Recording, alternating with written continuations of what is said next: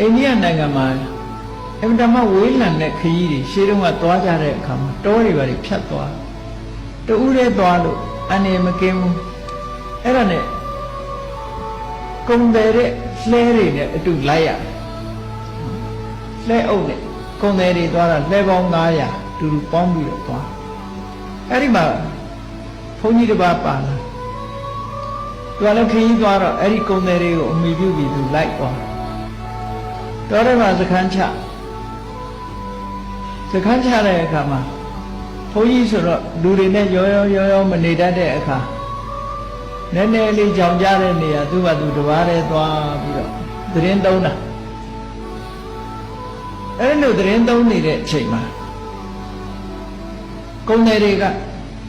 ဒီကိုယ်တော်ကိုခေါ်ဖို့ရမေ့ပြီးတော့ခီးဆက်သွားတယ်ခီးဆက်သွားတော့အဲ့ဒီဘုန်းကြီးကပြန်လာတဲ့အခါတယောက်မှမတွေ့တော့လေသူလမ်းကြုံရလိုက်တာပေါ့နော်လိုက်သွားတဲ့အခါဘယ်ကိုရောက်သွားတော့ဆိုအမှန်တမ်းကြီးပါတဲ့သစ်ပင်ကြီးတစ်ပင်ရှိတဲ့လမ်းထဲကိုရောက်သွားအဲ့ဒီသစ်ပင်ကြီးမှာယောဂစိုးကြီးနတ်ချက်ရှိတယ်အဲ့ယောဂစိုးကြီးကဒီကိုယ်တော်ကိုမြင်တဲ့အခါမှာတရားတရားဖြစ်ပြီးတော့လူအသွင်ဖန်ဆင်းပြီးတော့ဒီဘုန်းကြီးကိုဆွမ်းနေပါလေကပ်အပန်းပြေယောဂစိုးနတ်ကြီးကပြုစုတယ်အဲ့ဒါလို့ဆွမ်းနေပါလေကပ်ပြီးတော့နေတဲ့အချိန်မှာဘယ်သူရောက်လာတော့လို့ဆိုတိတ်တမတူရောက်လာမျိုးသမီးတူရောက်လာပြီးတော့အဲ့ဒီယောဂစိုးနတ်ကြီးကိုလာပြီးတော့သူကအဝတ်လည်းမပါဘူးစားကြရလည်းမရှိဘူး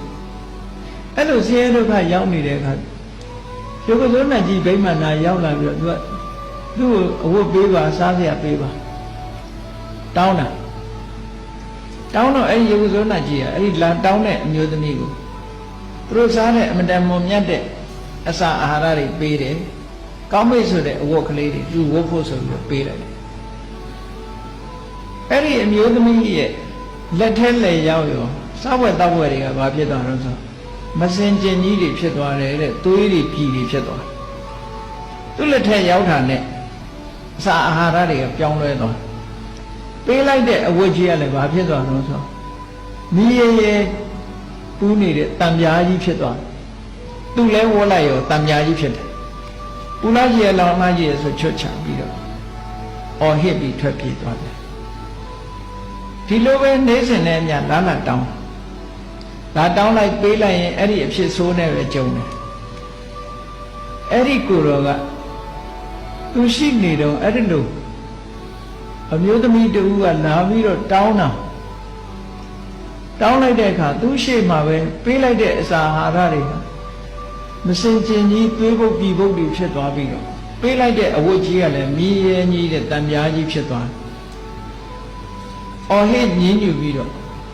ထွက်ပြေးသွားတာကိုသူမြင်လိုက်တော့မေးတာပေါ့ဘာဖြစ်လို့လဲထူးဆန်းလာရည်လားသူကဘာဖြစ်တာလဲဘာဖြစ်လို့ဒီလိုဖြစ်သွားတာလဲလို့ဆိုအဲ့ဒီယောဂစိုးကြီးကပြောပြသူကတခြားမဟုတ်ဘူးဗျာတဲ့အရင်ဘဝတုန်းကတပည့်တော်ရဲ့ဇနီးပဲတဲ့သူတပည့်တော်ဇနီးတဲ့သူကရဟန်းတန်ဃာတွေကိုပင့်ပြီးတော့သူတို့ကရက်ကန်းလုပ်ငန်းနဲ့အသက်မွေးကြဘဝတုန်းကရက်ကန်းလုပ်ငန်းနဲ့အသက်မွေးတော့သူကရက်ကန်းမှာခေါင်းဆောင်အဲ့တန်ဃာတွေပင့်ပြီးတော့ဆွမ်းခဲဝဲဘောတင်ချိုးချင်းရတာအဖျားဖျားတွေဆက်ကတ်တယ်သင်္ကန်းတွေလှူတယ်အဲ့လိုလှူတဲ့အခါမှာအဲ့ဒီအမျိုးသမီးကလှူရမလားလို့ဆိုပြီးတော့ဆဲတယ်တန်ဃာတွေကိုဆဲတယ်သူယောက်ျားကိုလည်းဆဲတယ်ဆဲတာရိုးရိုးမဆဲဘူးကိုတော်တွေကိုဆဲတဲ့အခါလည်းပဲအမလေးဒီစောနေဟင်းနေသူကလှူနေသွေးပုတ်ပြည်ပုတ်တွေဖြစ်ပါစေဒါလေ